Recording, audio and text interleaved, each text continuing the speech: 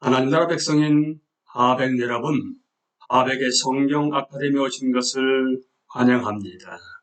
이 시간은 신약을 읽다 39강 시간입니다. 함께 나눌 주제는 오순절 시대 제2부입니다. 이 장을 읽다 보면 누가가 높임 받으신 예수님께서 자기 나라를 어떻게 확장시키시는지를 보여주기 위해 지리적으로 개관한다는 사실을 알게 될 것입니다. 이는 예루살렘에서 시작하여 유대와 사마리아, 마침내 땅끝까지 향하는 것입니다. 예수님은 제자들에게 능력을 주셔서 기도하고 설교하고 가르치고 파송하고 베풀게 하십니다. 누구는 고난을 당하고 심지어 목숨까지 내놓기까지 합니다. 하지만 여전히 모든 사람은 그리스도의 복음이 그리스도를 필요로 하고 기다리는 세상까지 전해져 나가는 것을 보고 즐거워하도록 부름받았습니다.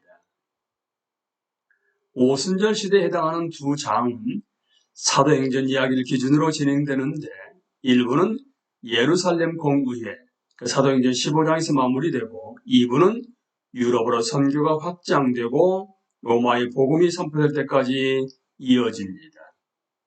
우리는 특별히 초기 그리스도인들의 설교가 우리의 빈 무덤 연구에서 발전되는 주제들을 어떻게 담아내고 있는지에 관심을 기울일 것입니다.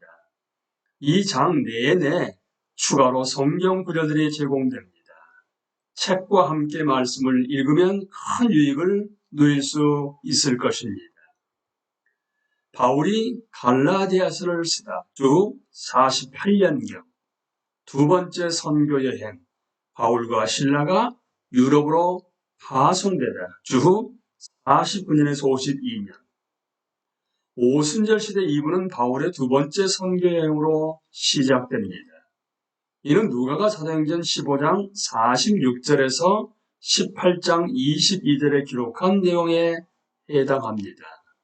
바울과 신라가 유럽에서 복음을 전하면서 하나님 나라가 확장되어가는 두 번째 움직임이 일어납니다. 바울은 요한 마가를 두어 처음으로 바나바와 이견을 빚고 신라를 자신의 선교 동역자로 삼습니다. 초기 기독교 지도자들이 팀을 짜서 선교 사역을 보내셨던 예수의 본을 어떻게 따르고 있는지에 주목하십시오. 헌신된 동역자가 없는 사역은 낙담하게 만들고 위험하며 열매도 맺지 못합니다. 하지만 겸손한 가운데 서로를 보호하는 은사는 그리스도의 나라가 대약진하는 결과를 낳을 수도 있습니다. 하나님은 이 두 번째 선교 여행에 이러한 계획을 세우십니다. 디모데, 누가, 아굴라, 브리실라 같은 선교 동역자들이 합류하여 바울과 오랫동안 함께합니다. 그들은 헬레스폰토스를 넘어 유럽으로 향합니다. 수세기 전 아수르와 달리 그들은 사람의 영광을 위한 강제로 소집한 군대에 선두에 서지 않았습니다. 그들은 하나님의 영광을 위해 모든 민족을 구속하시려 기꺼이 죽으신 주 예수 그리스도를 왕으로 선포하며 그곳으로 향합니다. 루스드라, 드로아, 빌립보, 데살로니가, 베레아, 아덴, 고린도를 향한 여정. 길리기아의 교회들을 굳게 세운 뒤 바울과 실라는 루스드라로 돌아왔고 그곳에서 디모데라는 젊은 제자를 만납니다. 그는 아마도 20대 초반이었을 것입니다. 그의 어머니는 그리스도를 믿는 유대인이었지만 그의 아버지는 믿지 않는 헬라인이었습니다. 디모데는 인종적으로는 유대인이었기 때문에 어머니의 유전을 따랐습니다. 바울은 디모데를 데려와 자신의 선교팀원으로 함께 원합니다. 바울은 디모데가 동족에게서 불필요한 공격을 당하지 않도록 디모데에게 할례를 받게 합니다. 이 경우에 바울은 유대인들이 민감히 하는 부분을 달래는데 주저하지 않습니다. 엄밀히 따지면 디모데도 유대인이기 때문입니다. 디모데에게 할례를 받도록 한 일을 의도적으로 경시하는 것은 바울의 신학적 입장을 곡해하고 그의 선교 대의를 약화시키는 것입니다. 바울은 이방인인 디도의 경우에는 절대로 할례를 금합니다. 그는 이미 그리스도를 믿는 믿음으로 언약 공동체 일원이 되었기 때문입니다. 바울과 그의 동료들은 비르기아, 갈라디아 전 지역을 다니며 예루살렘 공의회에서 결정된 내용을 기쁘게 전하고 그리스도의 복음을 선포합니다. 높임 받으신 예수님은 그들에게 들어와, 즉 고대 트로이 인근 서쪽 해안 지역까지 나아가도록 명하십니다. 밤에 바울은 하나님께 분명한 명령을 받습니다. 마게도냐 사람 하나가 자신에게 청하는 모습을 봅니다. 마게도냐여 건너와 소리를 도우라. 누가는 바울이 그 환상에 어떻게 반응했는지를 기록합니다. 우리가 곧 마게도냐로 떠나기를 힘쓰니 이런 하나님이 저 사람들에게 복음을 전하라고 우리를 부르신 줄로 인정함이러라. 이 구절은 사도행전 2학에서 주어가 1인칭 복수형, 그러니까 우리가 힘쓰니로 변하는 중요한 지점입니다. 누가는 사랑받는 의사로 드로아에서 선교팀에 합류하였고 그 후로는 목격자의 관점의 사건들을 진술합니다. 그들은 상당한 문화적 간극을 넘어 유럽으로 향했고 마게도냐의 주요 도시이자 로마의 식민지인 빌립보로 나아갑니다. 그 도시는 옥타비아누스와 안토니우스가 카시우스와 브루투스에게 승리를 거둔 후 제대한 군인들이 정착한 곳이었습니다. 빌립보는 헬라 전역과 아드리아노 해변 및 이탈리아까지 연결되는 에그나티아 가도라는 주요 도로를 통해 로마와 긴밀한 소통을 유지했습니다. 바울과 실라는 그곳에 도착하여 회당을 찾았지만 안식일에 기도하기 위해 모인 몇몇 여성만 강가에서 발견했을 뿐이었습니다. 예수 그리스도께서 적은 무리로 성취하실 일을 경시하지 말아야 합니다. 헌신된 그리스도의 종들 중 상당수는 인간의 눈에는 별것 아닌 것처럼 보이는 상황에서 복음을 받아들였습니다. 빌립보 교회의 시작도 그러했습니다. 누가는 그리스도의 복음이 열리게 된 귀중한 세 가지 사건을 기록합니다. 강가에 있던 여인 중 한 명은 루디아로서 두아디라에서 자색 옷감 장사를 하는 부유한 상인이며 하나님을 경외하는 자였습니다. 주님은 그의 마음을 복음에 열게 하셨고 루디아는 가족들과 하인들을 포함하여 자신이 건드린 모든 무리와 함께 세례를 받습니다. 높임 받으신 예수님의 행적은 빌립보에서도 이어집니다. 바울은 한 노예 소녀를 예수님의 이름으로 점치는 귀신에서 해방합니다. 하지만 그 주인은 소녀가 마귀의 압제에서 자유로워진 것을 기뻐하기는커녕 오히려 바울과 실라를 잡아다가 다음과 같은 죄목으로 도시의 재판관들에게 끌고 갑니다.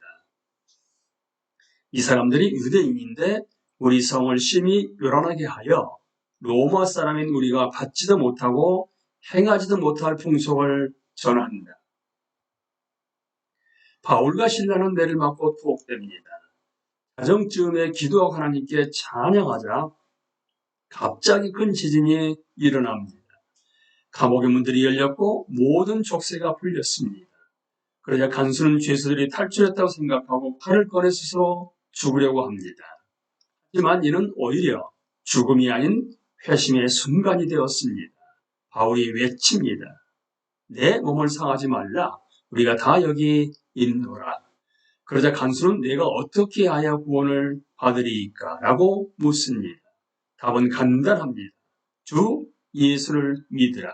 그리하면 너와 내 집이 구원을 받으리라.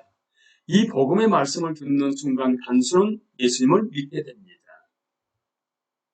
바울과 실라는 그 사람과 그 집에 있는 모든 사람에게 그리스도의 말씀을 나눕니다. 간수의 온 가족도 믿고 세례의 징표를 받는데 이는 그리스도 안에서 새 생명을 누리게 되었음을 의미합니다. 이렇게 유럽에서 놀랍게 시작한 그리스도 나라의 출발점은 바울에게 지속적으로 격려와 기쁨의 근원이 되었습니다.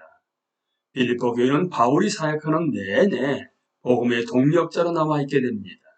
이제 선교팀은 빌립보를 떠나 에그나티아 가도를 따라서 헬라 북부 지역을 지나 서쪽으로 향합니다. 그들은 인구가 20만 명인 마게도냐의 수도 데살로니카에 이릅니다. 이곳에는 유대인 인구도 상당했습니다. 바울은 늘 하던 대로 우선 회당을 방문합니다. 그리고 3번의 안식일에 연속해서 설교를 합니다. 누가에 따르면 바울이 전한 메시지의 내용은 우리 빈 무덤, empty 책의 중심 주제를 그대로 반영합니다. 누가는 말합니다.